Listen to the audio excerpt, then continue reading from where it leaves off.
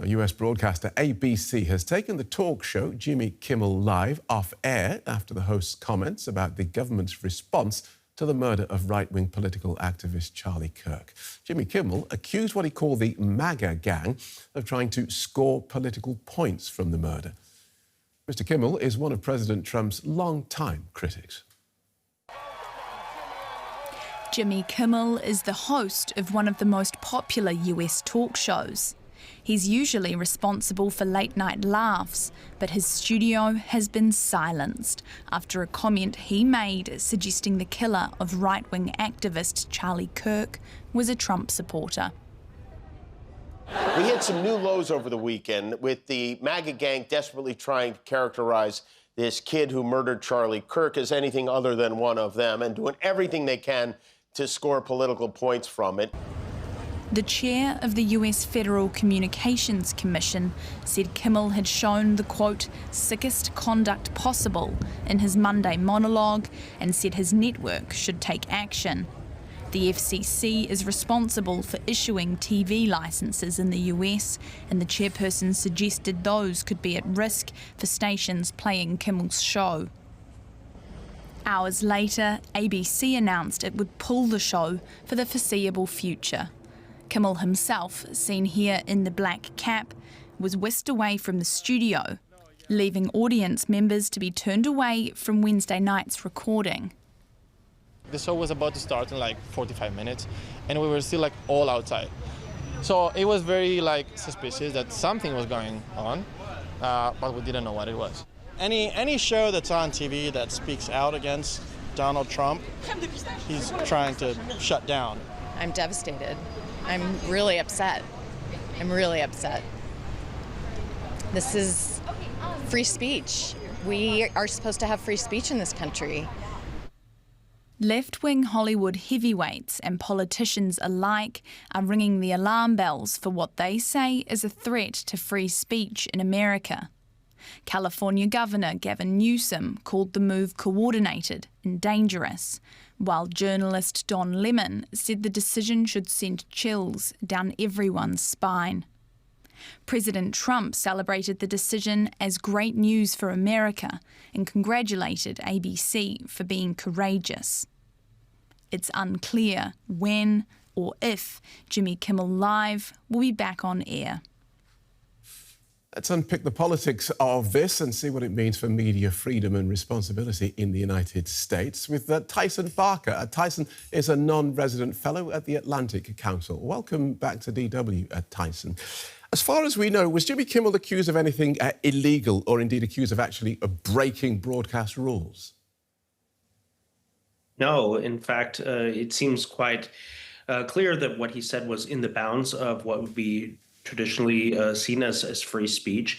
The comments made by the FCC chair were more rhetorical. He was on a far right-wing podcast, seemed much more in lines with the kind of political statement. But the notion that this administration, and particularly the White House itself, would take down the barrier between, regulatory authority and kind of political positions that the president himself has is nothing new.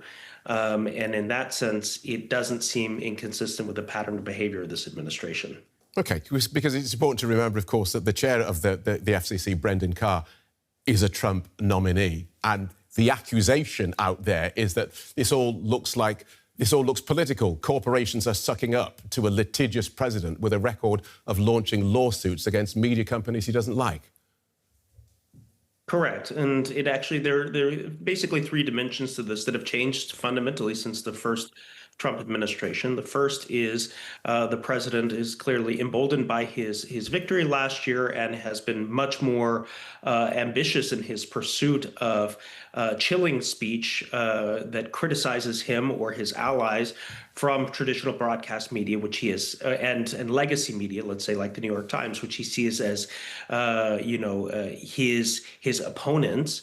The second has been an unprecedented consolidation in the media landscape in the United States, particularly in broadcast media, where many of those trying to consolidate the media landscape are seeking merger approval from authorities that are now in the Trump administration's hands. And the third is just this sense of general kind of grievance and a willingness to use these agencies in ways that advance, political agendas, even if it's inconsistent with the message that Trump initially ran on last year, which was one of a kind of maximalist free speech, and to kind of turn the page on cancel culture. So we have Jimmy Kimmel being taken off air, and this, of course, follows the recent announced cancellation of Stephen Colbert's The Late Show, supposedly for financial reasons. But again, the speculation is it was because of Mr. Colbert's criticism of Donald Trump. So are satirical shows, news, anyone who sort of looks at the administration, are they all now looking over their shoulders and running scared, if I can mix my metaphors?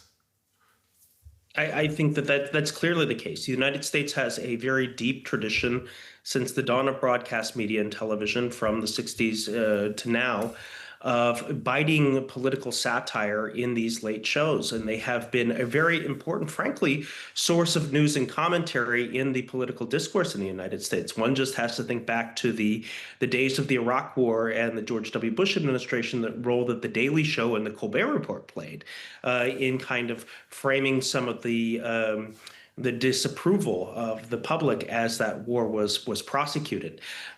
This has one precedent that I can think of right off the top of my head, which was in the immediate aftermath of 9/11. ABC also pulled and canceled the Bill Maher show, Politically Incorrect, a moment of deep, raw emotion in the United States where there was a decision that was not at the behest of the George W. Bush administration. So seeing this action kind of be primed by the administration itself is quite unprecedented. Thanks for leading us through that to Tyson Barker from the Atlantic Council. Let's get more on this from our culture correspondent, Scott Roxborough. Welcome, Scott. Let's pick up on this notion of what the Democrats are calling a broader Trump-era media intimidation. Does the Kimmel suspension fit into that?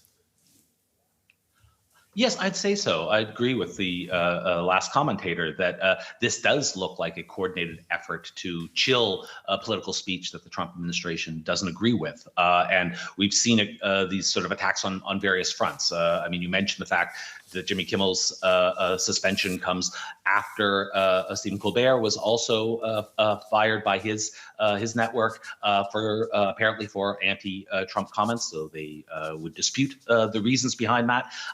And we've seen sort of attacks on various fronts, both publicly, but also from administrative elements from the FCC taking action or threatening action, and financially, apparently putting pressure on companies if they want to do business, particularly if they want to get mergers approved by this administration, that they are expected to toe the line politically, and that their commentators on networks that they own should follow sort of a stricter Trump line.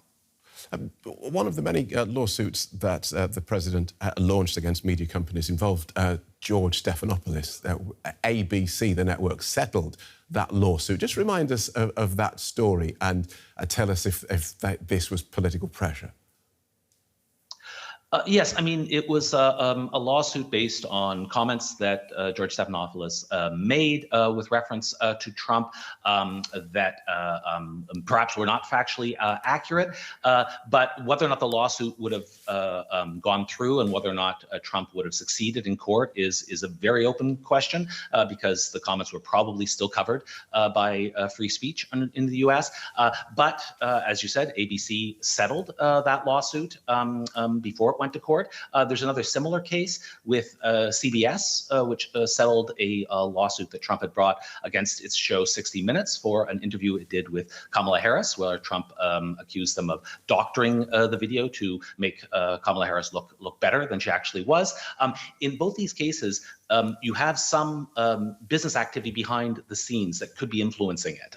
With ABC's case, they have a company that has most of the affiliate stations of ABC, Nexstar, which is in the midst of a mega merger that needs government approval to go through. And with CBS's parent company is Paramount. And after making the settlement with Trump, they got approval to be taken over by another major media company. Okay. So it does look as if the cost of doing business for these media companies in the U.S. means getting Trump's political approval. All right, and just a very quick word on, beyond lawsuits, what other tools is this administration using to pressure entertainment and news? And briefly, if you wouldn't mind. Yes, I mean, I mentioned a lot of them: financial tools, administrative tools, but of course also social pressure, because behind Trump himself is a large group of supporters, these MAGA supporters, and they immediately go online to put on pressure. After Kimmel's suspension, we saw celebration among the MAGA faithful, saying it was about time that he was taken off the air, and that other targets should also be taken down. Thanks for that, Scott. DW culture correspondent Scott Roxborough.